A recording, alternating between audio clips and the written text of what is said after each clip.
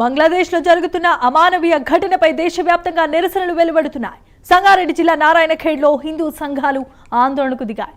బంగ్లాదేశ్లో హిందువులపై జరుగుతున్న హింసాత్మకమైన ఘటనలను ఖండించారు. దీపు చంద్రదాస్ను అత్యంత కిరాతకంగా హత్య చేయడంపై ఆగ్రహాన్ని వ్యక్తం చేశారు.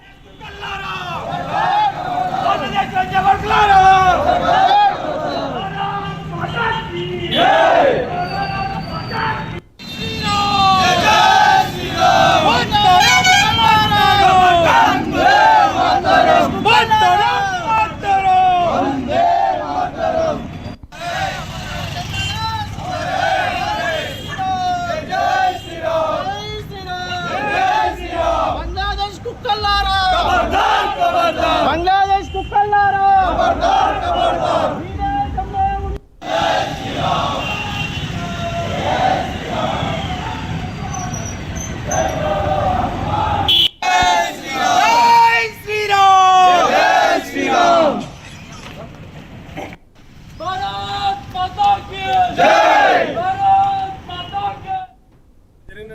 బంగ్లాదేశ్ లో అత్యంత కిరాతకంగా చంపినబడిన వ్యక్తి దానికి నిరసనగా ఈరోజు నారాయణఖేడ్లో ర్యాలీ నిరసన కార్యక్రమం చేపట్టడం జరుగుతుంది.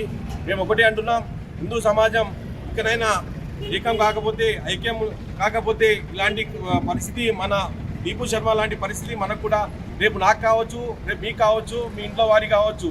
అందుకే నేను ఒకటే కోరుతున్నా, హిందూ సమాజం ఇకనైనా సంఘటితం కావాలి, హిందుత్వాన్ని కాపాడుకోవాలి, హిందూ ధర్మాన్ని రక్షించుకోవాలి. ఈ హిందూ ధర్మాన్ని రక్షణ యావత్ యువత పైన ఉన్నది.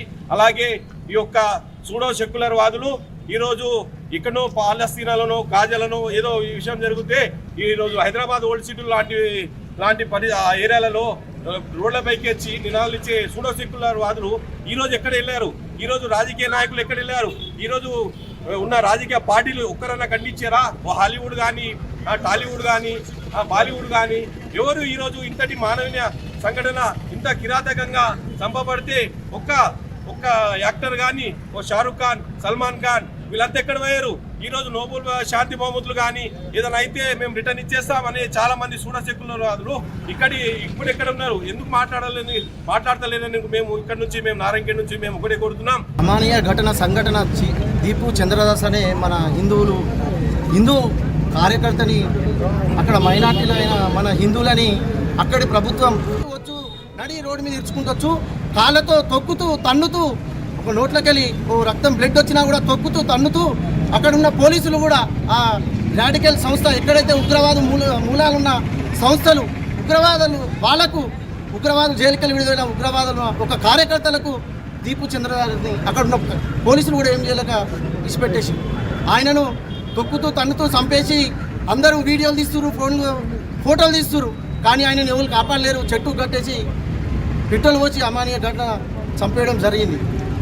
అంత హిందువుల మీద అంత అక్కుసు మన భారతదేశంలో ఒక కాలనీలో కానీ, ఒక గ్రామంలో కానీ ఎక్కడైతే ఒక 1000 మంది హిందువుల మధ్యలో ఒక 2 ముస్లిం కుటుంబాలు బతుకుతాయి, కానీ 100 ముస్లిం కుటుంబాల్లో ఒక హిందూ బతకలేకపోతుండ్రు అంటే సమాజం ఎటువైపోతుంది ఆలోచన చేయాలి మనం కూడా.